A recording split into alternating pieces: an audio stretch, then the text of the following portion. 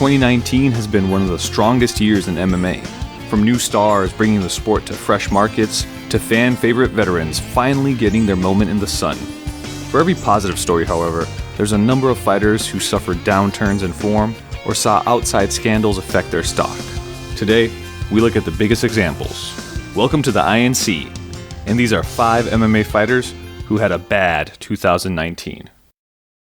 Number 5, Sarah Frota. Sarah Frota is the lowest profile name on this list, and after the year she's had, that's probably a good thing. Frota entered 2019 on a high note, having won her first 9 fights, including a knockout on Dana White's Contender Series. And while she was never expected to challenge for titles, her performances were enough to earn her a contract with the UFC. Frota made her debut at Fight Night Fortaleza against fellow Brazilian Livia Souza. Despite her huge size, Frota ambitiously claimed she could compete at strawweight, only to turn up to the weigh-ins 8 pounds above the 150-pound weight limit. Frota was fined 30% of her fight purse. Her embarrassment confirmed as the much smaller Souza wrestled her to a unanimous decision. Forced to move to flyweight, Frota returned to action against Jillian Robertson at UFC 240. Despite threatening some early submissions, Frota gassed at the start of the second, allowing submission expert Robertson to score the first knockout win of her pro career. Jillian Robertson, no submission tonight, TKO! Shortly after the fight, Frota tested positive for multiple metabolic steroids, including the bodybuilding drug stanozolol, leading her to be axed from the UFC after 2 losses, a USADA ban, and one of the worst weight misses in UFC history. Frota has expressed a desire to continue her MMA career and won't be eligible to compete again until July 2021. Number 4, James Vick. James Vick became must-watch television in 2019, although not entirely for the right reasons. After breaking into the lightweight top 10, Vick's stock had taken a blow after a knockout loss to Justin Gaethje, but after a 6-month recuperation, he was confident of recapturing the form that took him to 12 wins from his first 13 fights. Vick's 2019 bow came against division veteran Paul Felder, who exposed Vick's limited striking defense on his way to a hard-fought unanimous decision.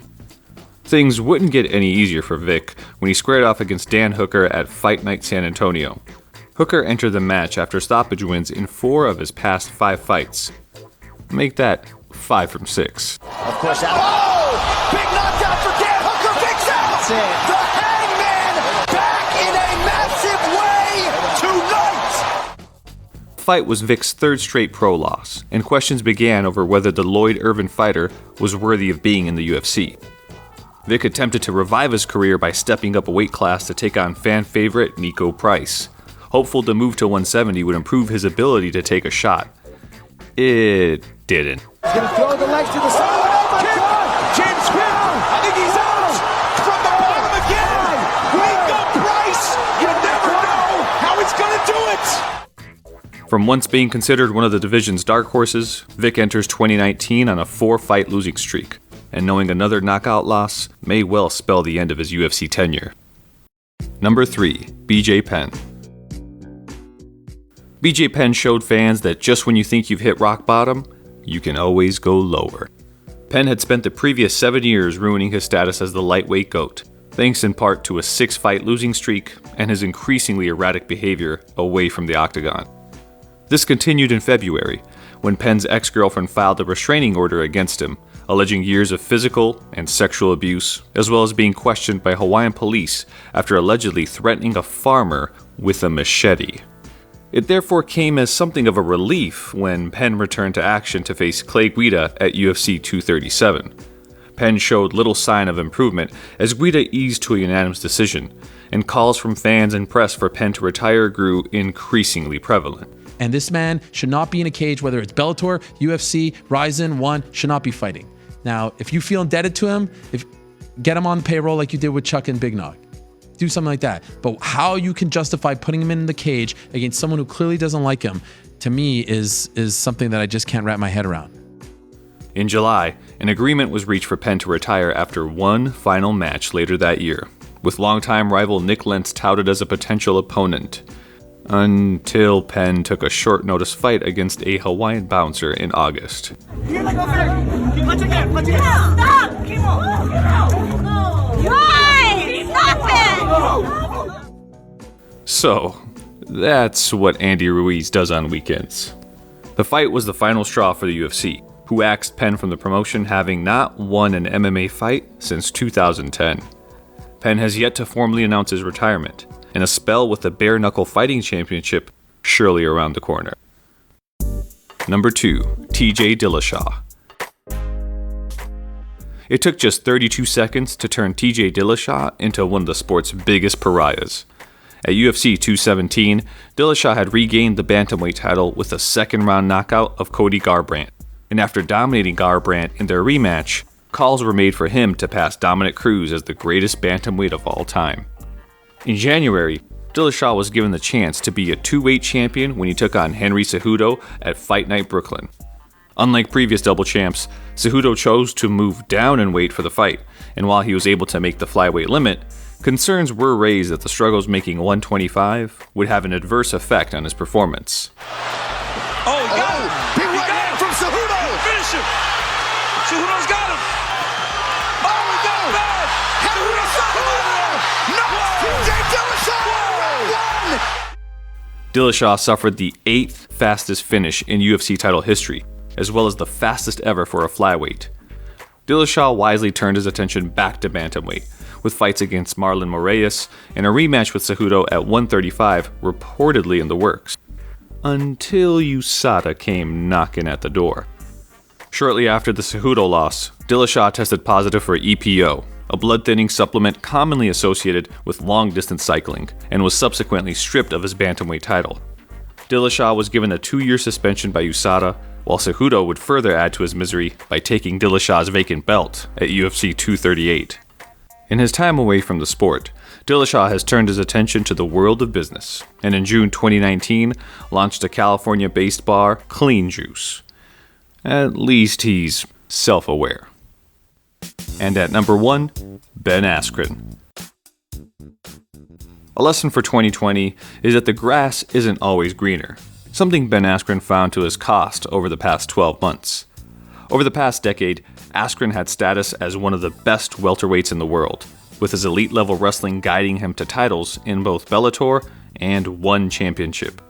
After his win over Shinya Aoki at 162, Askren held an 18-0 record and was considered one of the greatest fighters to never fight in the UFC.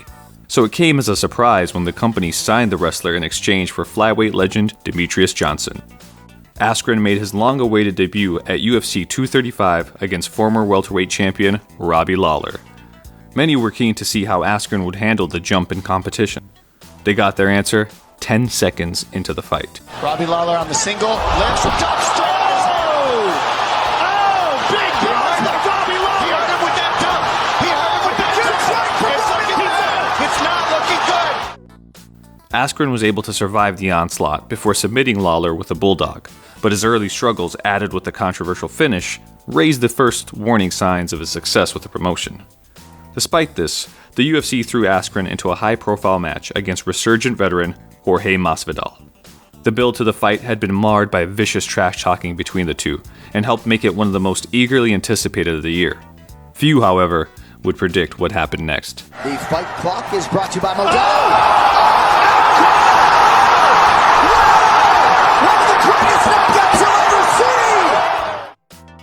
In 5 seconds, Askren had gone from hipster darling to one of the sport's biggest punchlines. One that Askren was, thankfully, able to see the funny side of. Askren made a surprisingly quick turnaround to take on Damian Maia at Fight Night Singapore. Forced to stand and trade with Maia, Askren's sloppy and awkward striking soon became evident, while his attempt to take the fight to the ground resulted in him getting submitted 3 minutes into the third round.